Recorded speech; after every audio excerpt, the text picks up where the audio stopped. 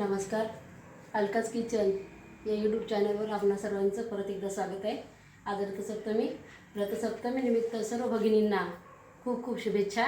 आणि आज रथसप्तमीचं महत्त्व औचित्य साधून आज आपण शेवयाची खीर बनवणार आहोत. हिला पायस या नावाने देखील ओळखले जाते.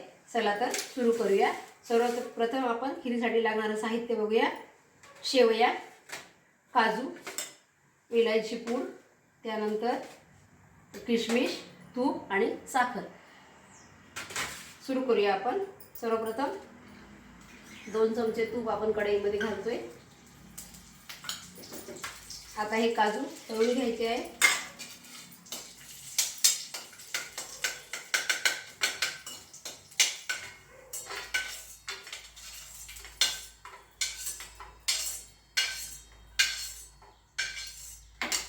यानंतर यामध्ये किशमिश घालूया.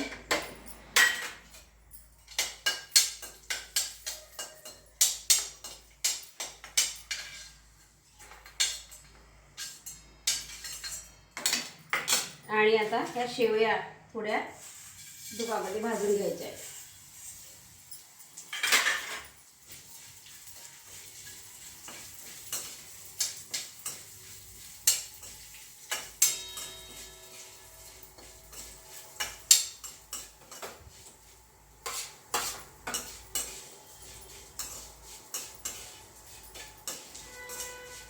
थोड्या लाल झाल्यामुळे आपण गॅस बंद केला होता.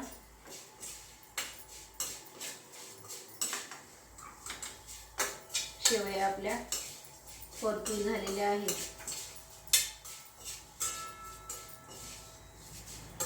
थोड्याशा तांबूस रंगावर आपल्याला यामध्ये द्यायचं आहे.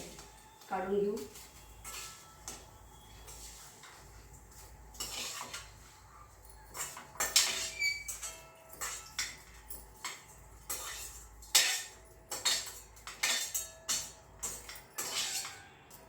आणि बाजूला मी दूध गरम करायला ठेवलं होतं. दूध आपल्याला आता याच कढईमध्ये घालून घ्यायचं आहे.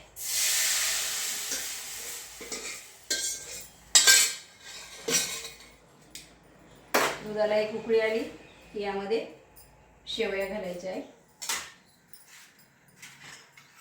त्याच्यामध्ये 1 चमचा तूप ॲड करून थोडा वेळ झाकून ठेवायचं.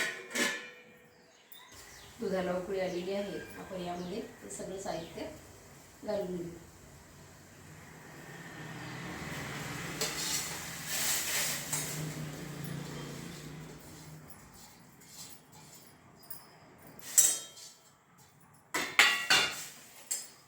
आता थोडीशी साखर घालायची आहे. आपल्या चवीनुसार आवडीनुसार साखर ॲड करा. मी या ठिकाणी पाऊण वाटी साखर टाकलेली आहे.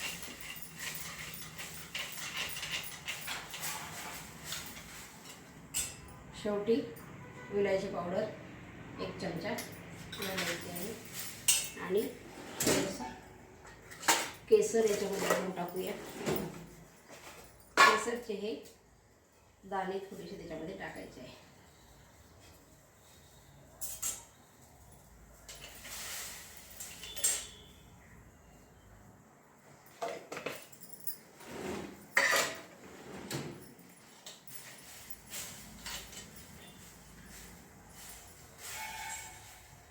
आपण ठेवून एक उकळी काढू.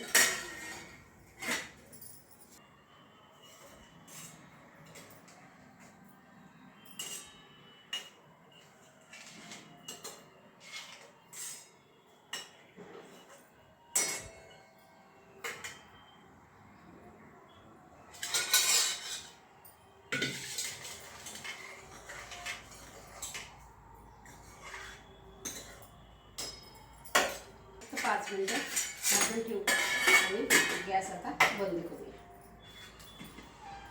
बघूया 5 मिनिटानंतर.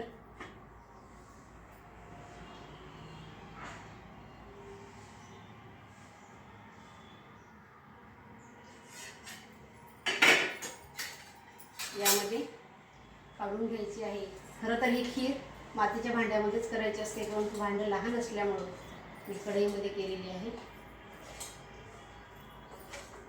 कारण मातीच्या भांड्याचा एक वेगळीच चव या खीरीमध्ये उतरते. म्हणून जमेल तेव्हा शक्य असेल तर मातीच्या भांड्यातच ती तयार करा. मला उपलब्ध नसल्यामुळे मी कढईमध्ये केलेली आहे आणि तयार आहे उत्कृष्ट चवीची शेवयाची खीर. मैत्रिणींनो, तुम्हाला माझं यूट्यूब चॅनल किंवा माझ्या रेसिपी जर आवडत असतील तर लाईक करा, शेअर करा आणि नक्की करून बघा. खरोखर खायला ही अत्यंत चविष्ट आणि उत्कृष्ट अशी खीर तयार होते. धन्यवाद.